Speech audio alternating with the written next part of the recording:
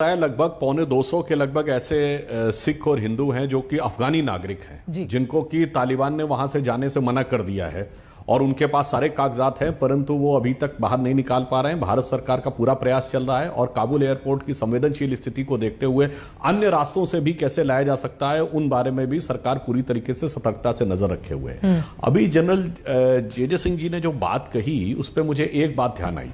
देखिए, अमेरिका यदि यहां से कल विड्रॉ कर जाता है तो ये अमेरिका की जो ग्लोबल पॉलिटिक्स है उसके लिए बहुत बड़ी चुनौती होगी। क्योंकि अफगानिस्तान के एक तरफ ईरान है, ईरान से अमेरिका के संबंध वैसे ही खराब हैं।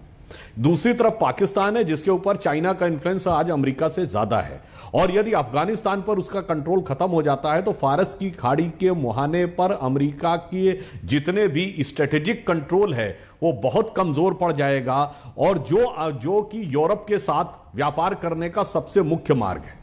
दूसरी समस्या यह आएगी कि यदि एक बार यह संदेश चला गया कि अमेरिका को परास्त और पराजित करके वापस भेजा जा सकता है तो जहां जहां ये लड़ाइयां हो रही हैं, इराक में, सीरिया में, लीबिया में, वहां के लोगों का जो आतंकवादी गुट है उनका हौसला बढ़ जाएगा और अमेरिका के लिए यह बहुत बड़ी समस्या हो जाएगी। इसलिए मैं कह रहा हूं आज ये मेरे विचार से पोस्ट कोल्ड वॉर यानी सोवियत संघ के विघटन के बाद के दौर में यह अमेरिका के लिए सबसे बड़ी कूटनीतिक चुनौती है कि वो अफगानिस्तान में क्या करता है। जैसा कि सिंह साहब ने कहा, हो सकता है उसे कुछ ना कुछ वापस लौट के आके या किसी अन्य रूप में यहां पे हस्तक्षेप रखना पड़े, अन्यथा उसे भारी कूटनीतिक हानि हो सकती है। यकीनन ये महत्वपूर्ण बात है। कमर चीमा साहब, अब आपका सीधे रुख करते हुए, चूंकि आप पाकिस्तान के डिफेंस एक्सपर्ट भी हैं, इस वजह से बहुत सारे सवाल आपसे मैंने पूछे।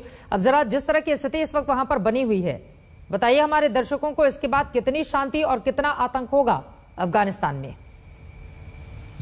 देखें, इस वक्त जो सिचुएशन नजर आ रही है वो तो ये है कि अमेरिका और उसके इत्तेहादी तो ये समझ रहे हैं कि शायद तालिबान को उनको एक डी फैक्टो रिकग्निशन दे देनी चाहिए। जब तक तालिबान अपने आप को उन मयार पे नहीं लेके आते जो मगरब कहता है, फॉर एग्जाम्पल औरतों को आजादी देंगे, मीडिया फ्रीडम देंगे, बाकी जो ग्रुप्स हैं उनको भी मेन स्ट्रीम करे, अगर एक इंक्लूसिव गवर्नमेंट एस्टैब्लिश की जाती है जिसमें वो धड़े जो माजी में हुकूमत में रहे उनको भी कुछ आप पावर शेयरिंग करें तो तालिबान के लिए एक इंपॉर्टेंट चीज बन जाएगी।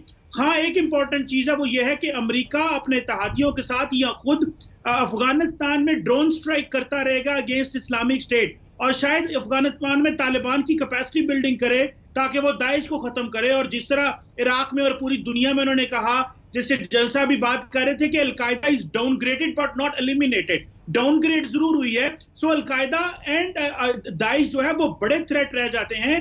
तालिबान जो है उनको उन्होंने व्हाइट वॉश करके थोड़ा बहुत लेपापोची करके उन्होंने मेन स्ट्रीम कर लिया है। So I think the future seems Daesh is a bigger threat for everyone, क्योंकि दाइश सेंट्रल एशिया और साउथ एशिया में भी अपने फुटप्रिंट्स चाहता है, इवन डाउन टिल श्रीलंका से लेके ऊपर central Asian states. So that's a bigger thing which